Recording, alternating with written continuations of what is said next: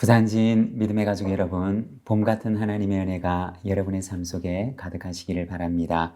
오늘 말씀은 창세기 41장 37절에서 57절입니다. 바로와 그의 모든 신하가 이 일을 좋게 여긴지라.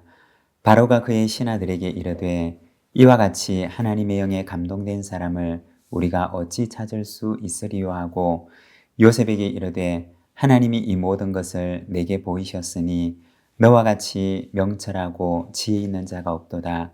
너는 내 집을 다스리라. 내 백성이 다 내 명령에 복종하리니 내가 너보다 높은 것은 내 왕좌뿐이니라.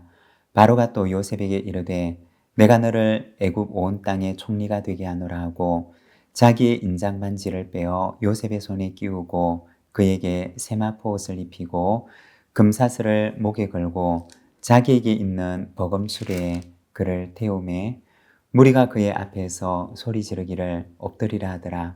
바로가 그에게 애굽 전국을 총리로 다스리게 하였더라. 바로가 요셉에게 이르되 나는 바로라.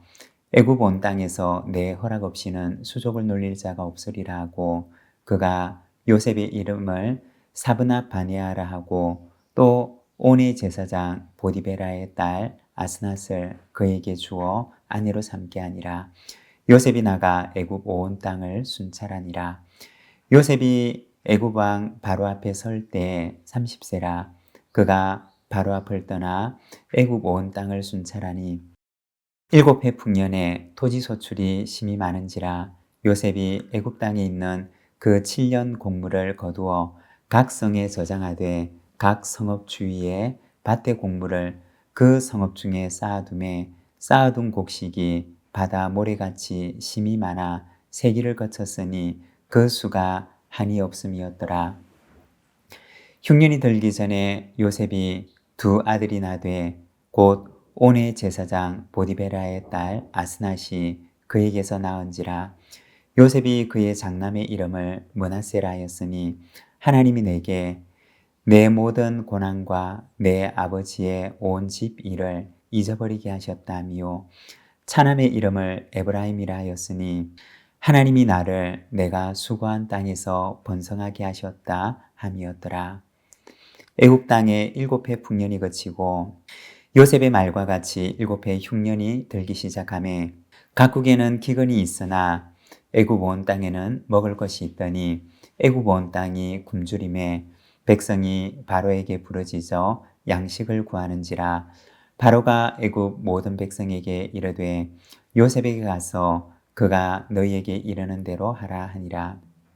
온 지면에 기근이 있음에 요셉이 모든 창고를 열고 애굽 백성에게 팔세 애굽 땅에 기근이 심하며 각국 백성도 양식을 사려고 애굽으로 들어와 요셉에게 이르렀으니 기근이 온 세상에 심함이었더라.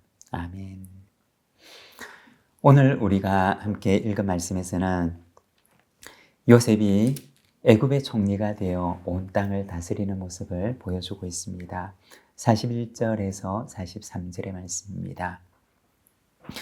바로가 또 요셉에게 이르되 내가 너를 애굽 온 땅의 총리가 되게 하노라 하고 자기의 인장반지를 빼어 요셉의 손에 끼우고 그에게 세마포 옷을 입히고 금사슬을 목에 걸고 자기에게 있는 버금수레에 그를 태우매 무리가 그의 앞에서 소리 지르기를 엎드리라 하더라. 바로가 그에게 애굽 전국을 총리로 다스리게 하였더라. 여기 보면 바로가 요셉을 애굽 온 땅의 총리로 임명하게 됩니다. 손에는 총리의 권한을 의미하는 인장반지를 끼우고 몸에는 신분이 높은 사람을 의미하는 세마포 옷을 입힙니다. 그리고 목에는 금사슬로 된 목걸이를 걸어주고 왕 다음 가는 권력자라고 하는 버금수레에 두 번째 권력사를 의미하는 수레에 그를 태우게 됩니다. 요셉의 신분에 엄청난 변화가 찾아왔던 것입니다. 그리고 45절에 보면 요셉은 애굽 온 땅을 순찰하게 됩니다. 여기서 애굽 온 땅을 순찰하다라고 하는 말은 애굽 온 땅을 지나갔다라는 말입니다.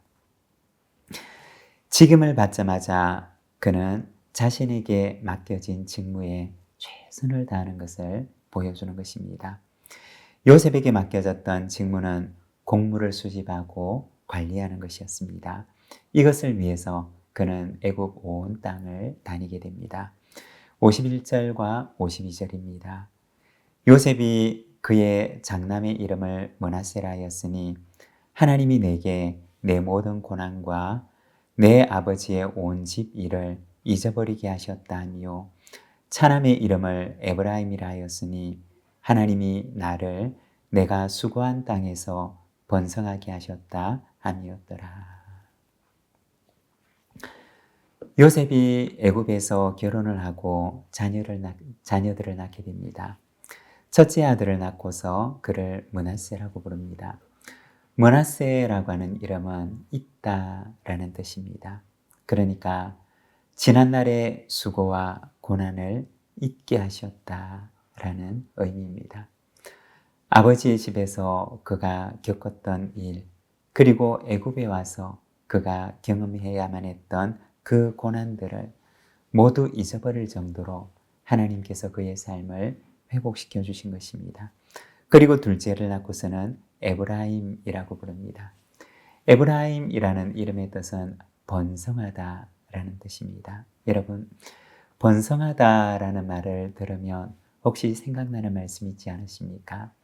창세기 1장에 보면 하나님께서 사람을 지으시고 생육하고 번성하여 땅에 충만하라고 말씀을 하십니다. 요셉의 삶은 회복을 넘어서 번성하게 되었음을 말하는 것입니다. 그런데 그렇게 번성케 하신 분이 누구시냐? 요셉 자신의 능력이 아니라 하나님께서 하신 일임을 그는 고백하고 있었던 것입니다. 하나님께서 나를 번성케 하셨다라는 고백이었던 것입니다. 여러분, 우리가 돌아보면 다 내가 하는 일 같지만 그러나 사실은 내가 아니라 하나님의 은혜일 뿐인 것입니다. 하나님의 은혜가 우리의 인생을 오늘도 인도해 가시는 것입니다. 56절과 57절입니다. 온 지면에 기근이 있음에 요셉이 모든 창고를 열고 애굽 백성에게 팔세 애굽 땅에 기근이 심하며 각국 백성도 양식을 사려고 애굽으로 들어와 요셉에게 이르렀으니 기근이 온 세상에 심함이었더라. 흉년이 시작되고 온 땅의 백성들은 양식을 사기 위해서 애굽으로 몰려들게 됩니다. 요셉이 하나님의 복의 통로가 되어서 온 세상 사람들의 생명을 구원하는 데 쓰임을 받고 있는 것입니다. 여러분, 총리는 어떤 자리일까요? 요셉이 있었던 그 총리의 자리는 위에서 군림하는 자리가 아니었습니다. 그것은 온 백성들을 섬기는 자로 하나님께서 세우셨던 것입니다. 직임의 목적은 바로 섬김이 있는 것입니다. 내게 주신 직분과 내게 주신 직임을 기억하며 하나님 앞에서 우리가 군림하는 자가 아니라 섬기는 자가 되어 살아가는 저와 여러분이 되시기를 바랍니다. 기도하겠습니다. 하나님 아버지 은혜를 감사합니다. 오늘은 말씀을 통하여서 하나님께서 요셉을 사용하시는 것을 바라봅니다. 그에게 높은 지위를 주어서 군림하는 것이 아니라 온 백성 사람들을 섬길 수 있도록 그에게 직분과 직임을 주심을 우리가 말씀을 통하여 깨닫습니다. 하나님, 오늘 우리에게 주신 이 직분이 하나님께서 주신 직분임을 알며 오늘도 우리에게 주신 이 섬김의 사명을 잘 감당할 수 있도록 은혜를 베풀어 주시옵소서. 우리 구주 예수 그리스도의 이름으로 기도드립니다. 아멘.